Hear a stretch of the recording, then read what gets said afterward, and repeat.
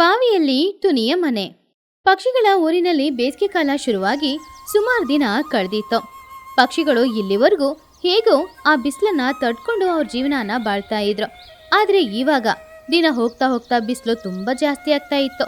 ಬೆಳಿಗ್ಗೆ 8 ಗಂಟೆಗೆ ಶುರು ಮಾಡುವ ಆ ಬಿಸಿಲು ರಾತ್ರಿ 10 ಗಂಟೆ ಆದ್ರೂ ಕೂಡ ಕಡಿಮೆ ಆಗ್ತಾ ಇರ್ಲಿಲ್ಲ. ಊರಲ್ಲೆಲ್ಲೂ ನೀರು ಇಲ್ಲ. ಬೀಸೋ ಗಾಳಿ ಕೂಡ ತುಂಬಾ ಬಿಸಿಯಾಗಿ ಬೀಸ್ತಾ ಇತ್ತು. ಟುನಿ ಪಾಪ ಬೆವರನ್ನ ಒರೆಸ್ಕೊಂಡು ಅವಳ ಮನೆ ಹೊರಗಡೆ ಕೂತ್ಕೊಂಡಿದ್ಲು. ಅವಳ ಪಕ್ಕದಲ್ಲೇ ಅವಳ ಮಗಳಾದ ಬುಜ್ಜಿ ಕೂಡ ಬೆವರನ್ನ ಒರೆಸ್ಕೊಂಡು ಅವಳ ಅಮ್ಮನ ಪಕ್ಕದಲ್ಲಿ ಕೂತ್ಕೊಂಡಿದ್ಲು. ಟುನಿಯ ಮನೆಯ ಹಿಂದ್ಗಡೆ ಹಳೆ ಕಾಲದ ಪುರಾತನವಾದ ಒಂದು ದೊಡ್ಡ ಕಲ್ಲಿನ ಬಾವಿ ಇತ್ತು. ಆ ಬಾವಿಯಲ್ಲಿ ಯಾವಾಗ್ಲೂ ನೀರಿರ್ತಾನೆ ಇರ್ತಿತ್ತು. ಆದ್ರೆ ಇವಾಗ ಇರುವ ಬಿಸಿಲಿಗೆ ಆ ಬಾವಿಯಲ್ಲಿ ಒಂದೇ ಒಂದು ಹನಿ ನೀರು ಕೂಡ ಇಲ್ಲ. ಬಾವಿಯ ಕೆಳಗಡೆ ತನಕ ಇಣುಕಿ ನೋಡಿದ್ರು ಕೂಡ ಒಂದೇ ಒಂದು ಹನಿ ಕೂಡ ನೀರಿಲ್ದೆ ಆ ಬಾವಿನೇ ಖಾಲಿಯಾಗಿತ್ತು. ಅಯ್ಯೋ, ಇವತ್ತು ಬಿಸಿಲು ತುಂಬಾ ಜಾಸ್ತಿ ಇದೆ ಬುಜ್ಜಿ.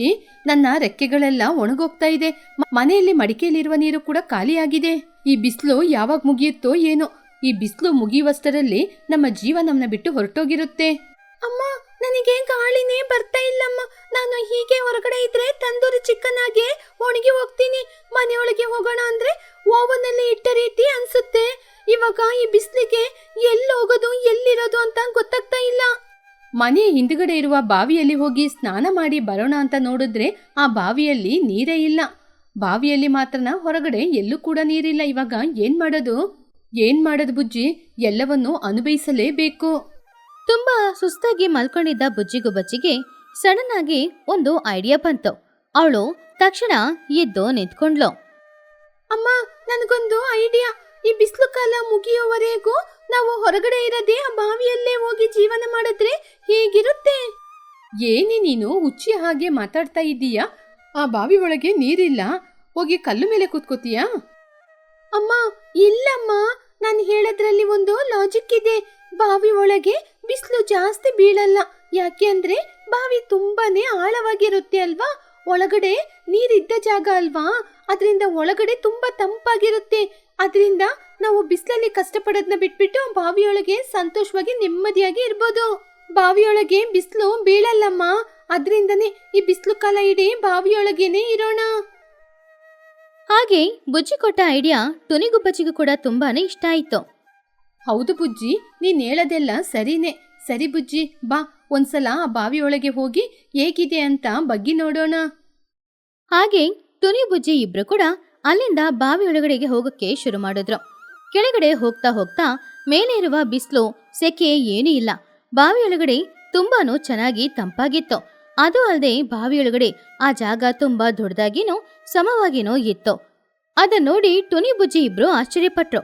ಆ ಕಲ್ಲಿನಿಂದ ಕಟ್ಟಿರುವ ಬಾವಿಗಳು ಆ ಕಾಲದ ಪುರಾತನ ಕೋಟೆಗಳ ತರ ಇತ್ತು. ಸೂರ್ಯನ ಕಿರಣಗಳು ಬಾವಿಯ ಮಧ್ಯದಲ್ಲಿ ಮಾತ್ರ ಬೀಳ್ತಾ ಇತ್ತು. ಸುತ್ತಮುತ್ತ ಇರುವ ಜಾಗ ಎಲ್ಲಾನು ನೆರಳಾಗಿನೇ ಇತ್ತು. ಎಸಿ ರೂಮಲ್ಲಿ ಕೂತ್ಕೊಂಡಿರುವ ಹಾಗೆ ಇತ್ತು. ವಾವ್ ಅಮ್ಮ, ನೋಡಿದ್ರ ಹೊರಗಡೆ ಎಷ್ಟೊಂದು ಬಿಸಿಲಿದೆ. ಆದ್ರೆ ಈ ಬಾವಿಯೊಳಗೆ ಹೊರಗಡೆ ಬಿಸಿಲಿರುವ ರೀತಿ ಅನ್ನಿಸ್ತಾನೇ ಇಲ್ಲ. ಈ ಬಾವಿಯೊಳಗೆ ಎಷ್ಟೊಂದು ತಂಪಾಗಿದೆ, ಎಷ್ಟೊಂದು ನೆಮ್ಮದಿಯಾಗಿದೆ ಅಲ್ವಮ್ಮ? ಹೌದು ಬುಜ್ಜಿ, ನೀನ್ ಹೇಳಿದೇನೋ ನಿಜಾನೇ. ಈ ಬಾವಿಯೊಳಗೆ ತುಂಬಾನೇ ತಂಪಾಗಿ ತುಂಬಾ ನೆಮ್ಮದಿಯಾಗಿದೆ. ನಾವು ನಮ್ಮ ಮನೆಗೆ ಹೋಗಿ ಅಲ್ಲಿ ವಸ್ತುಗಳನ್ನ ತಗೊಂಬಂದು ಇಲ್ಲೇ ಕಲ್ಲಿನ ಸಂದುಗಳಲ್ಲಿ ಇಟ್ಕೊಂಡು ಇಲ್ಲೇ ಇರೋಣ. ಟುನಿ ಹಾಗೂ ಬುಜ್ಜಿ ಇಬ್ರು ಕೂಡ ಅವರ ಮನೆಗೆ ಹೋಗಿ ಅವರು ಆ ಬಾವಿಯಲ್ಲಿ ಬಾಳೋದಕ್ಕೋಸ್ಕರ ಬೇಕಾಗಿರುವ ಒಲೆ ಹಾಗೆಯೇ ಅಡಿಗೆ ಮಾಡೋಕ್ಕೆ ಬೇಕಾಗಿರುವ ಪಾತ್ರೆಗಳು ಸಾಮಗ್ರಿಗಳು ಎಲ್ಲನೂ ತಗೊಂಡು ಬಂದು ಆ ಬಾವಿಯಲ್ಲೇ ಇಟ್ರು.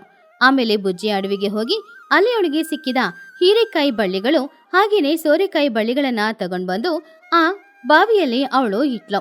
ಇವಾಗ ಆ ಬಾವಿಯಲ್ಲಿ ಆ ಬಳ್ಳಿಗಳೆಲ್ಲ ಹರಡಿರೋದು ನೋಡಕ್ಕೆ ಒಂದು ಗ್ರೀನ್ ಗಾರ್ಡನ್ ತರ ತುಂಬಾ ಅಂದವಾಗಿ ಕಾಣಿಸ್ತಾ ಇತ್ತು.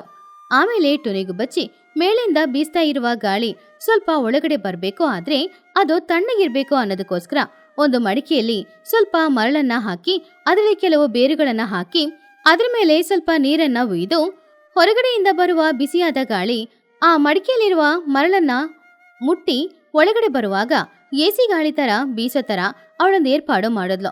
ಅದೇ ರೀತಿ ಚೆನ್ನಾಗಿನೂ ಇತ್ತು. ಅಮ್ಮ, ನೀವು ಸೂಪರ್ ಅಮ್ಮ. ಈ ಮಣ್ಣಿನ ಮಡಿಕೆಯಿಂದ ಬರುವಂತ ಗಾಳಿ ಎಸಿ ಆಗಿ ತುಂಬಾ ಚೆನ್ನಾಗಿದೆ. ಹೊರಗಡೆ ಬಿಸಿಲು 50 ಡಿಗ್ರಿ ಇದ್ರೆ ಈ ಬಾವಿಯೊಳಗೆ ಬಿಸಿಲು 20 ಡಿಗ್ರಿ ಇದೆ.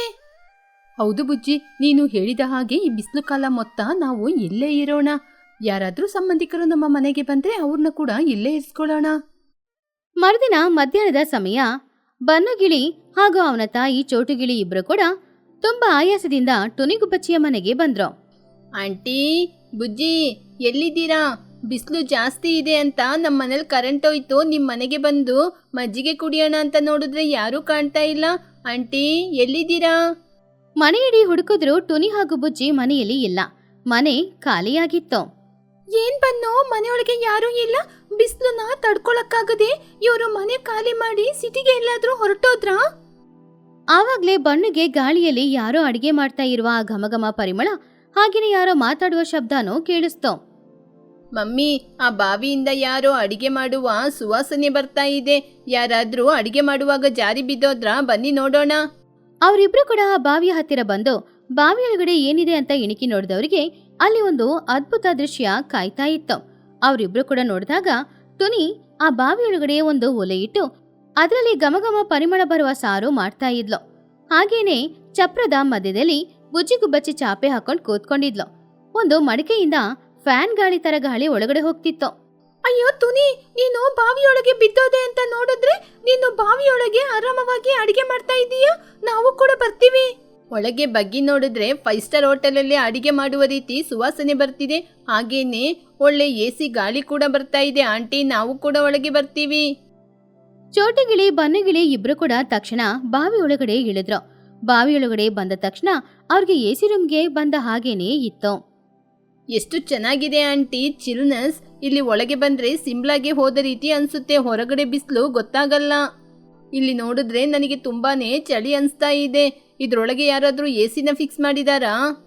ಇಲ್ಲ ಬನ್ನು, ಇದು ಎಲ್ಲಾನು ಕೂಡ ನ್ಯಾಚುರಲ್ಲೇ. ಇದೆಲ್ಲ ಬುಜ್ಜಿ ಐಡಿಯಾ. ಈ ಬಿಸಿಲು ಕಾಲ ಮುಗಿಯುವವರೆಗೂ ಈ ಬಾವಿಯಲ್ಲೇ ಇರೋಣ ಅಂತ ತೀರ್ಮಾನ ಮಾಡಿದೀವಿ. ಬಾ ಚೋಟು, ಈ ಕಡೆ ಬಂದು ಕೂತ್ಕೋ. ಬುಜ್ಜಿ, ನಿನ್ನ ಆಲೋಚನೆಗೆ ನಿನ್ನ ನೋಡಿದ್ರೆ ಕೈ ಮುಗಿಬೇಕು. ಈ ಬಿಸಿಲಿಗೆ ಈ ಬಾವಿ ಒಳಗೆ ಎಷ್ಟೊಂದು ಚೆನ್ನಾಗಿದೆ. ನೀವು ಮಣ್ಣಿನ ಮಡಿಕೆಯಲ್ಲಿ ಬೇರೆ ಅಡಿಗೆ ಮಾಡ್ತಿದ್ದೀರಾ, ತುಂಬಾ ಚೆನ್ನಾಗಿದೆ. ಈ ಬಿಸಿಲು ಕಾಲದಲ್ಲಿ ನಾವು ಇಲ್ಲೇ ಇರ್ಬೋದಾ? ಸರಿಯಾಗಿ ಆ ಸಮಯದಲ್ಲೇ ಮೇಲಿಂದ ಹಲೋ ಅಂತ ಒಂದು ಶಬ್ದ ಕೇಳಿಸ್ತು. ಯಾರು ಅಂತ ನೋಡಿದ್ರೆ ಮೇಲೆ ಇನ್ನು ಕೆಲವು ಪಕ್ಷಿಗಳು ನಿಂತ್ಕೊಂಡಿದ್ರು. ಅದ್ರ ಮಹಿ ಹದ್ದು, ಲೂಸಿ ಪಾರಿವಾಳ, ಚಿಚುಕಾಗೆ ಹಾಗೂ ಅವಳ ಮಗ ಚಿನ್ನೋಕಾಗೆ.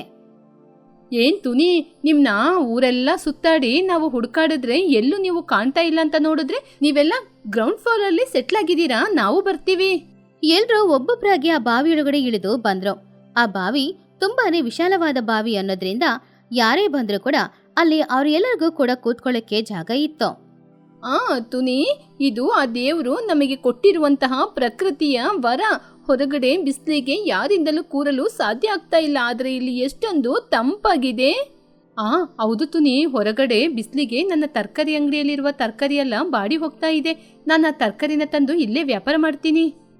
ಚಿಚುಕಾಗೆ ಆಶ್ಚರ್ಯದಿಂದ, ನಿಲ್ಲಿ ನಿಲ್ಲಿ ನಿಲ್ಲಿ, ಇಲ್ಲಿ ಯಾರು ಕೂಡ ಯಾವ ಅಂಗಡಿನೂ ಹಾಕ್ಬಾರ್ದು. ಹೌದು ತುನಿ, ನೀನೇ ತಾನೇ ಈ ಜಾಗಕ್ಕೆ ಮೊದಲು ಬಂದೆ. ನಾನ್ ನಿನ್ಗೆ ಒಂದು ಒಳ್ಳೆ ಐಡಿಯಾ ಹೇಳ್ತೀನಿ. ಈ ಬಾವಿಯನ್ನು ನಾವು ಸೂಪರ್ ತಂಪಾದ ರೆಸಾರ್ಟ್ ಆಗಿ ಬದಲಾಯಿಸೋಣ. ಈ ಬಾವಿಯೊಳಗೆ ಎಂಟ್ರಿ ಕೊಡ್ಬೇಕು ಅಂದ್ರೆ 5,000 ಕೊಡ್ಬೇಕು. ಹಾಗೇನೆ ACಗೂ ಅಮೌಂಟ್ನ ಫಿಕ್ಸ್ ಮಾಡೋಣ. ಇಲ್ಲಿ ನಾನು ಮ್ಯಾನೇಜರ್, ಬಂದ ಹಣವನ್ನು ನಾವಿಬ್ರು ಹಂಚಿಕೊಳ್ಳೋಣ. ಅಮ್ಮ, ಯಾಕಮ್ಮ ನೀವು ಈ ರೀತಿ ಹಣವನ್ನು ಸಂಪಾದನೆ ಮಾಡುವ ಬಗ್ಗೆನೇ ಆಲೋಚನೆ ಮಾಡ್ತಾ ಇರ್ತೀರಾ? ನೀನು ಇದನ್ನ ಕೂಡ ಹಣ ಸಂಪಾದನೆ ಮಾಡುವ ಮೂಲವನ್ನಾಗಿ ಬದಲಾಯಿಸ್ತೀಯ ನೀನು. ಆಂಟಿ, ನೀವೀಗೆ ಮಾಡೋದು ನನಗೆ ಸ್ವಲ್ಪ ಕೂಡ ಇಷ್ಟ ಆಗ್ತಾ ಇಲ್ಲ. ಊರಿನ ಜನರೆಲ್ಲ ಬಂದು ಇಲ್ಲಿ ನೆಮ್ಮದಿಯಾಗಿ ರೆಸ್ಟ್ ಮಾಡ್ಲಿಕ್ಕೋಸ್ಕರ ಈ ಪರಿಸರ ಮಾಡಿದ್ದ ಕೆಲಸವೇ ಇದು. ಸರಿ ಸರಿ, ಏನೋ ಹಣ ಸಂಪಾದನೆ ಮಾಡ್ಲಿಕ್ಕೆ ಒಂದು ದಾರಿ ಹೇಳ್ದೆ. ಸರಿ, ನನಗೂ ಕೂಡ ಹಾಗಾದ್ರೆ ಇಲ್ಲಿ ಉಳ್ಕೊಳಕ್ಕೆ ಜಾಗ ಕೊಡಿ. ತುನಿಗುಬ್ಬಚ್ಚಿ ಅವಳ ಮನೆಗೆ ಬಂದ ಎಲ್ಲರಿಗೋಸ್ಕರನೂ ಅಡಿಗೆ ಮಾಡ್ತಾ ಇದ್ಲು. ಅಲ್ಲೇ ಬಳ್ಳಿಯಲ್ಲಿ ನೇತಾಡ್ತಾ ಇದ್ದ ಹೀರೆಕಾಯಿ, ಸೋರೆಕಾಯಿ ಎಲ್ಲಾನು ಕೊಯ್ದು ಬೇಳೆ ಹಾಕಿ ಸಾಂಬಾರ್ ಮಾಡಿದ್ಲು. ಸ್ವಲ್ಪ ಸಮಯದಲ್ಲಿ ಅವ್ರೆಲ್ರಿಗೂ ಊಟ ಕೂಡ ತಯಾರಾಯ್ತು. ಆಂಟಿ, ನೀವು ಮಾಡುವ ಅಡಿಗೆಯ ವಾಸನೆಗೆ ನನ್ನ ಬಾಯಿಂದ ಗಂಗಾಜಲನೆ ಬರ್ತಾ ಇದೆ. ಅಡುಗೆ ಆದ ತಕ್ಷಣ ನನಗೆ ಹೊಟ್ಟೆ ತುಂಬಾ ಊಟ ಕೊಡಿ, ನನಗೆ ತುಂಬಾನೇ ಹಸಿವಾಗ್ತಿದೆ. ಲೇ ಬನ್ನು, ನಾವಿಲ್ಲಿ ಬಂದಿದ್ದು ತಂಪದ ಗಾಳಿಗೋಸ್ಕರ, ಆಂಟಿಗೆ ಕಷ್ಟ ಕೊಟ್ಟು ತಿನ್ಲಿಕ್ಕಲ್ಲ. ಈ ತಂಪಾದ ಗಾಳಿಗೆ ನಾನು 3 ಪ್ಲೇಟ್ ಊಟ ಮಾಡಿದ್ದೀನಿ. ಡಾಕ್ಟರ್ ನನಗೆ ಈಸಿಯಾಗಿ ಜೀರ್ಣ ಆಗುತ್ತೆ ಅಂತ ಹೇಳಿದ್ರಿಂದ ನಾನು ಹೊಟ್ಟೆ ತುಂಬಾ ಊಟ ಮಾಡಿದ್ದೀನಿ. ಬನ್ನು ಹೇಳಿದ ಮಾತಿಗೆ ಎಲ್ರೂ ನಗಾಡ್ತಾ ಇದ್ರು. ಟುನಿ ಎಲ್ಲರಿಗೂ ಆಹಾರನ ಬಡ್ಸದ್ಲು. ಆ ತಂಪಾಗಿರುವ ವಾತಾವರಣದಲ್ಲಿ ಬಿಸಿ ಬಿಸಿಯಾಗಿ ಟುನಿ ಮಾಡಿದ ಆಹಾರನ ತಿನ್ನುವಾಗ ಸುಮಾರು ದಿನಗಳ ನಂತರ ಎಲ್ಲರೂ ತುಂಬಾ ಸಂತೋಷವಾಗಿ ಇರುವ ತರ ಅವ್ರಿಗೆ ಅನಿಸ್ತು. ಆವಾಗ್ಲೇ ಒಳಗಡೆ ಇಳಿದು ಬಂದ ಕುಹು, ಹಾಯ್ ಫ್ರೆಂಡ್ಸ್, ನೀವೆಲ್ಲ ಇಲ್ಲೇ ಇದ್ದೀರಾ? ನಾನು ಹೊರಗಡೆ ನೀರಿಲ್ಲದೆ ಕಷ್ಟಪಡ್ತಾ ಇದ್ರೆ ನೀವೆಲ್ಲರೂ ಇಲ್ಲಿ ಆರಾಮವಾಗಿದ್ದೀರಾ? ನನ್ನ ಕೂಡ ಜಾಯಿನ್ ಮಾಡಿಸ್ತೀರಾ? ಬಾ ಕುಹು, ಈ ಬಿಸಿಲು ಕಾಲದಲ್ಲಿ ತಂಪಾಗಿರುವ ರೆಸಾರ್ಟು, ಮೀಟಿಂಗ್ ಪಾಯಿಂಟ್ ಎಲ್ಲವೂ ನಮಗೆ ಇದೇ ಆಗಿದೆ. ಹಾಗೆ ಆ ದಿನದಿಂದ ಪಕ್ಷಿಗಳು ಎಲ್ರು ಕೂಡ ಬಿಸಿಲು ಜಾಸ್ತಿ ಆದ್ರೂ ಕೂಡ ಬೇಜಾರು ಮಾಡ್ಕೊಳ್ಳೇ ಇಲ್ಲ. ಎಲ್ರು ಅವ್ರವ್ರ ಮನೆಗೆ ಹೋಗೋದು, ಅವ್ರವ್ರ ಕೆಲ್ಸಕ್ಕೆ ಹೋಗೋದು, ಕೆಲ್ಸನ ಮಾಡಿ ಮುಗಿಸ್ಕೊಂಡು ಆಮೇಲೆ ಟುನಿಯ ಮನೆಯೊಳಗಡೆ ಬಂದು ಕೂತ್ಕೊಳ್ಳೋದು. ಅಲ್ಲಿದ್ದ ತಂಪಾದ ವಾತಾವರಣ ಅವ್ರೆಲ್ರಿಗೂ ತುಂಬಾನೇ ಇಷ್ಟ ಆಯ್ತು. ಬನ್ನು ಅಂತೂ ಟುನಿಯ ಮನೆಯಲ್ಲೇ ಪರ್ಮನೆಂಟ್ ಆಗಿ ಉಳಿದ್ಬಿಟ್ಟ. ಅವನು ಅಲ್ಲೇ 3 ಹೊತ್ತು ಊಟ ಮಾಡೋದು ಕೂಡ. ಚಿಚುಕಾಗೆ ಯಾವಾಗ ಬಂದ್ರೂ ಕೂಡ ಸ್ಟೈಲ್ ಆಗಿ ಏನಾದ್ರೂ ಹೊರಗಡೆ ನಡೆದ ಕತೆಗಳನ್ನ ಹೇಳಿ ಅಲ್ಲಿ ಇದ್ದವರು ಎಲ್ಲರನ್ನ ಕೂಡ ತುಂಬಾನೇ ಎಂಟರ್ಟೈನ್ಮೆಂಟ್ ಮಾಡ್ತಾ ಇದ್ಲು. ಹಾಗೆ ಪಕ್ಷಿಗಳು ಎಲ್ರು ಕೂಡ ಆ ಬೇಸಿಗೆ ಕಾಲ ಮುಗಿಯೋ ತನಕ ಟುನಿಯ ಮನೆಯಲ್ಲಿ ಸಂತೋಷವಾಗಿ ಅವ್ರ ಜೀವನನ ಬಾಳ್ತಾ ಇದ್ರು. ಟುನಿ ಕೂಡ ಅವ್ರಿಗೆ ಬೇಕಾಗಿರುವ ಎಲ್ಲ ಸಹಾಯಗಳನ್ನ ಮಾಡಿ ಹೊಟ್ಟೆ ತುಂಬಾ ಅವ್ರಿಗೆ ಊಟನೂ ಹಾಕಿಕೊಟ್ಟು ಅವ್ರೆಲ್ಲರನ್ನ ತುಂಬಾ ಚೆನ್ನಾಗಿ ನೋಡ್ಕೊಳ್ತಿದ್ಲು. ಈ ಕಥೆಯಲ್ಲಿರುವ ನೀತಿ ಏನು ಅಂದ್ರೆ, ಕಷ್ಟ ಬಂದ್ರೆ ಅದನ್ನ ನೋಡಿ ಬೇಜಾರ್ ಮಾಡ್ಕೊಳ್ಳೋದು, ಇಲ್ಲ ಹೆದರೋದು, ಇಲ್ಲ ಕೋಪ ಪಡೋದು ಮಾಡದೆ ನಮ್ಮ ಸುತ್ತಮುತ್ತಾನೆ ಅದಕ್ಕೆ ಒಂದು ಸೊಲ್ಯೂಷನ್ ಇರುತ್ತೆ. ಅದು ಏನು ಅಂತ ಹುಡುಕಿದ್ರೆ ಆ ಪ್ರಾಬ್ಲಮ್ ಯಾವಾಗ್ಲೂ ಇಲ್ದೇನೆ ಹೋಗುತ್ತೆ. ಪಕ್ಷಿಗಳ ಗ್ರಾಮದಲ್ಲಿ ಬಿಸಿಲು ತುಂಬಾನೇ ಜಾಸ್ತಿ ಇತ್ತು. ಬೆಳಗ್ಗೆ 10 ಗಂಟೆಗೆನೆ ಸೂರ್ಯ ಅವನ ಪ್ರತಾಪವನ್ನ ತೋರಿಸ್ತಾ ಇದ್ದ. ಆ ಬಿಸಿಲು ತಡ್ಕೊಳಕ್ಕಾಗದೆ ಪಕ್ಷಿಗಳೆಲ್ಲರೂ ಕೂಡ ಮರದ ನೆರಳಲ್ಲಿ ಹೋಗಿ ಕೂತ್ಕೊಂಡಿದ್ರು. ಆ ದಿನ ಬೆಳಗ್ಗೆನೆ ಸುಮಾರು ದೂರ ಹಾರ್ಕೊಂಡು ಹೋಗಿ ಎತ್ತರವಾಗಿರುವ ತಾಳೆ ಮರಗಳು ಇರುವ ಅಡವಿಗೆ ಹೋಗಿ ಟುನಿ ತುಂಬಾನು ಕಷ್ಟಪಟ್ಟು ಕೆಲವು ತಾಳೆ ಹಣ್ಣುಗಳನ್ನ ಕಡ್ಕೊಂಡು ಅವಳ ಮನೆಗೆ ಎತ್ಕೊಂಡ್ ಬಂದ್ಲು. ಬುಜ್ಜಿ, ಎಲ್ಲಿದ್ಯಮ್ಮ? ಬಾ ಹೊರಗಡೆ. ನಿನಗೋಸ್ಕರ ಈ ಬಿಸಿಲಿಗೆ ಅಮ್ಮ ಏನ್ ತಂದಿದ್ದೀನಿ ಅಂತ ನೋಡು. ಇದನ್ನ ತಿಂದ್ರೆ ಬಾಡಿ ತುಂಬಾ ತಂಪಾಗಿರುತ್ತೆ. ಅಮ್ಮ, ಏನಮ್ಮ ಇದು? ನೋಡ್ಲಿಕ್ಕೆ ಇಷ್ಟೊಂದು ಗಟ್ಟಿಯಾಗಿದೆ. ಇದನ್ನ ತಿಂದ್ರೆ ಬಿಸಿಲಿಗೆ ದಾಹ ಕಡಿಮೆ ಆಗುತ್ತಾ? ಏನಮ್ಮ ಇದು? ಹೌದು, ಇದು ನೋಡ್ಲಿಕ್ಕೆ ಮೇಲೆ ಇಷ್ಟೊಂದು ಗಟ್ಟಿಯಾಗಿದ್ರು ಒಳಗೆ ತುಂಬಾ ಮೃದುವಾಗಿ ನೀರು ಕೂಡ ಇರುತ್ತೆ. ಇರು, ಇದನ್ನ ನಿನ್ನಿಂದ ಕಿತ್ತು ತಿನ್ನಕ್ಕೆ ಆಗೋದಿಲ್ಲ. ನೀನ್ ಕೂತ್ಕೊಂಡಿರೋ, ನಾನ್ ನಿನ್ಗೆ ಕಿತ್ತು ಕೊಡ್ತೀನಿ. ಟುನಿ ತುಂಬಾನು ಕಷ್ಟಪಟ್ಟು ಆ ತಾಳೆ ಹಣ್ಣನ್ನ ಅರ್ಧ ಕಟ್ ಮಾಡಿದ್ಲು. ಆವಾಗ ಒಳಗಡೆ 3 ಕಣ್ಣುಗಳ ತರ ಜೆಲ್ಲಿಯ ರೂಪದಲ್ಲಿ ತಾಳೆ ಹಣ್ಣುಗಳು ಕಣ್ಣಿಗೆ ಕಾಣಿಸ್ತು. ಅದನ್ನು ನೋಡಿದ ಬುಜ್ಜಿಗೆ ತುಂಬಾನು ಆಸೆ ಆಯಿತು. ವಾವ್ ಅಮ್ಮ, ಇದ್ರೊಳಗೆ ಎಷ್ಟೊಂದು ಚೆನ್ನಾಗಿ ಸಾಫ್ಟ್ ಆಗಿದೆ. ನಾನು ಇವಾಗ್ಲೇ ತಿಂತೀನಿ. ಹಾಗಂತ ಹೇಳಿ ಬುಜ್ಜಿ ಆ ಹಣ್ಣನ್ನ ಬಾಯಲ್ಲಿ ಹಾಕೊಂಡ್ಲು. ವಾವ್ ಅಮ್ಮ, ಇದು ತುಂಬಾ ತಂಪಾಗಿ ಇರೋದ್ರ ಜೊತೆಗೆ ತುಂಬಾ ಸ್ವೀಟ್ ಆಗಿ ಇದೆ. ಇದು ನನಗೆ ತುಂಬಾನೇ ಇಷ್ಟ ಆಯ್ತು. ತುಂಬಾ ಚೆನ್ನಾಗಿದೆ ಅಮ್ಮ. ಇದನ್ನ ನಾನು ತುಂಬಾ ಚೆನ್ನಾಗಿ ತಿಂತೀನಿ. ತುಂಬಾ ಅದ್ಭುತವಾಗಿ ಇದೆ ಅಮ್ಮ. ಹೌದಮ್ಮ, ಬಿಸಿಲು ಕಾಲದಲ್ಲಿ ತಾಳೆ ಹಣ್ಣು ಪ್ರಕೃತಿ ಕೊಟ್ಟ ವರ. ಈ ಹಣ್ಣು ನಮಗೆ ತುಂಬಾ ಬಲ ಮತ್ತು ಚಿಲ್ನೆಸ್ನ ಕೊಡುತ್ತೆ. ಅಮ್ಮ, ನನಗೆ ಒಂದು ಒಳ್ಳೆ ಆಲೋಚನೆ ಬಂದಿದೆ. ಈ ಬಿಸಿಲಿಗೆ ನಮ್ಮೂರಲ್ಲಿರುವ ಪಕ್ಷಿಗಳೆಲ್ಲ ತುಂಬಾನೇ ಕಷ್ಟಪಡ್ತಾ ಇವೆ. ಅದಕ್ಕೆ ಈ ಹಣ್ಣನ್ನು ತಗೊಂಡೋಗಿ ನಮ್ಮ ಮನೆ ಮುಂದೆ ಹಾಕಿ ಯಾಕಮ್ಮ ನಾವು ವ್ಯಾಪಾರ ಮಾಡಬಾರ್ದು?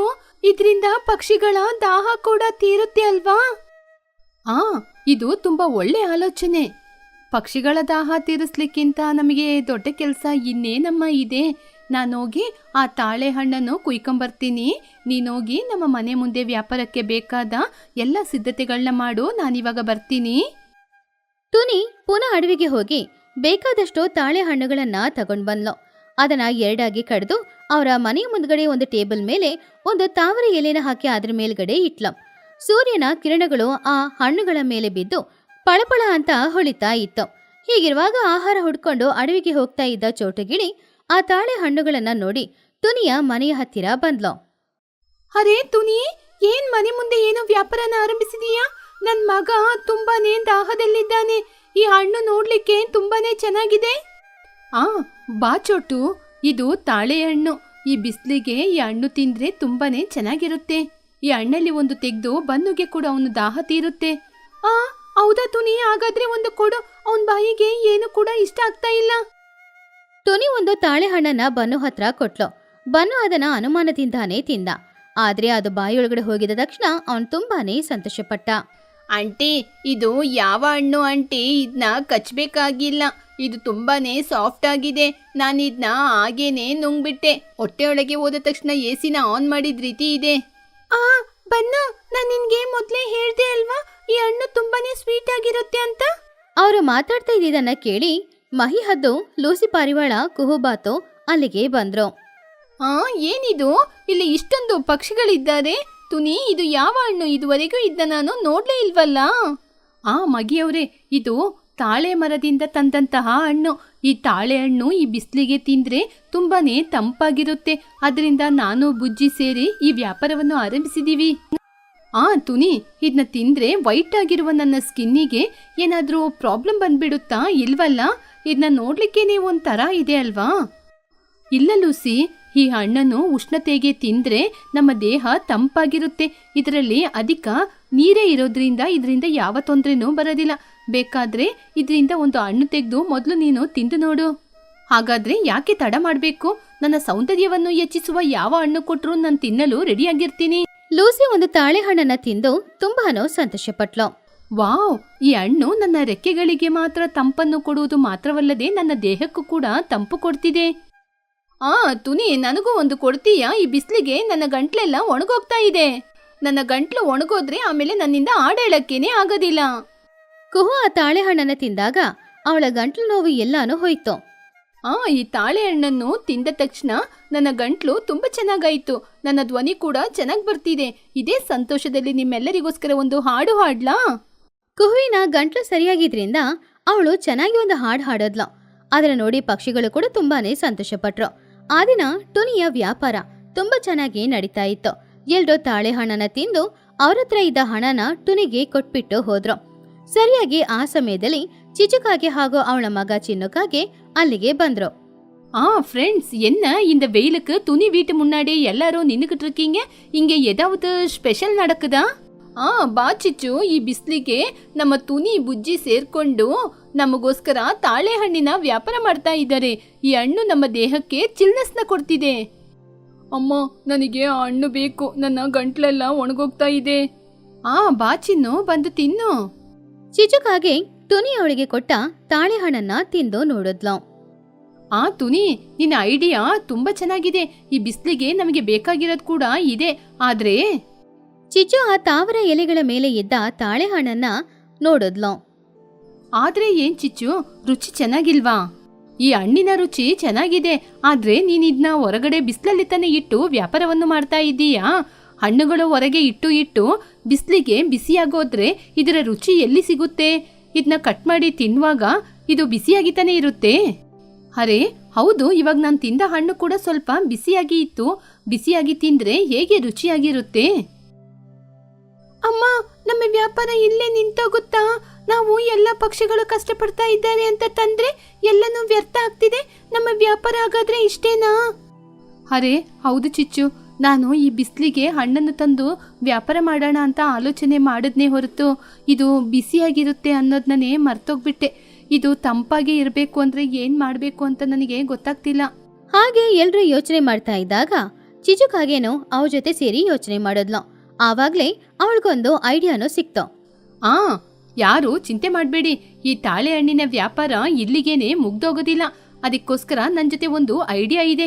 ಚಿನ್ನು, ನೀನು ನದಿ ಹತ್ರ ಹೋಗಿ ಮರಳು ಮತ್ತೆ ಬಿದಿರಿನ ಎಲೆಗಳನ್ನ ಕೊಯ್ಕೊಂಬಾ.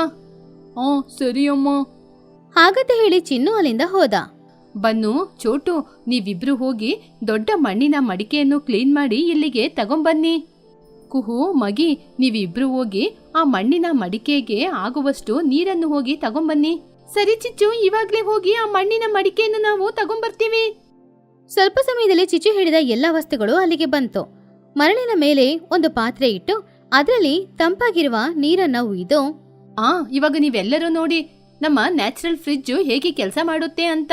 ಮೊದಲು ನಾನು ಈ ಮಡಿಕೆಯಲ್ಲಿ ನೀರ್ ತುಂಬಿಸಿ ಬಿದಿರಿನ ಎಲೆಗಳನ್ನು ಇದರ ಮೇಲೆ ಇಡ್ತೀನಿ. ಆ ಬಿದಿರಿನ ಎಲೆಗಳ ಮೇಲೆ ಹಣ್ಣುಗಳನ್ನು ಜೋಡಿಸಿದ್ರೆ ಆಯ್ತು. ಚಿಚುಕಾಗೆ ಆ ಬಿದಿರಿನ ಕೊಂಬೆಗಳಲ್ಲಿ ಆ ಪಾತ್ರೆಗೆ ಮುಚ್ಚಳ ತಯಾರು ಮಾಡಿದ್ಲು. ಇವಾಗ ಈ ಬಿದಿರಿನ ಎಲೆಗಳನ್ನು ತೆಗೆದು ಮಡಿಕೆಯ ಮೇಲೆ ಇಡೋಣ. ಮಡಿಕೆಯಲ್ಲಿ ನೀರಿರುವುದರಿಂದ ಮಡಿಕೆ ಮೇಲೆ ಎಲೆಗಳನ್ನು ಹಾಕಿದಾಗ ಆ ಎಲೆಗಳ ಮೇಲೆ ಹಣ್ಣುಗಳನ್ನು ಜೋಡಿಸಿದಾಗ ತಂಪಾಗಿರುತ್ತೆ. ತುನಿ ಜೋಪಾನವಾಗಿ ಆ ತಾಳೆ ಹಣ್ಣುಗಳನ್ನು ತಗೊಂಡು ಹೋಗಿ ಆ ಪಾತ್ರೆಯ ಮೇಲೆ ಇಟ್ಲು. ಇಷ್ಟೇ. ಅಡಿಯಲ್ಲಿ ಮರಳು, ಅದಕ್ಕೆ ಮೇಲೆ ಮಣ್ಣಿನ ಮಡಿಕೆ, ಅದ್ರೊಳಗೆ ನೀರಿರೋದ್ರಿಂದ ಈ ಹಣ್ಣುಗಳು ಯಾವಾಗ್ಲೂ ತಂಪಾಗಿರುತ್ತೆ.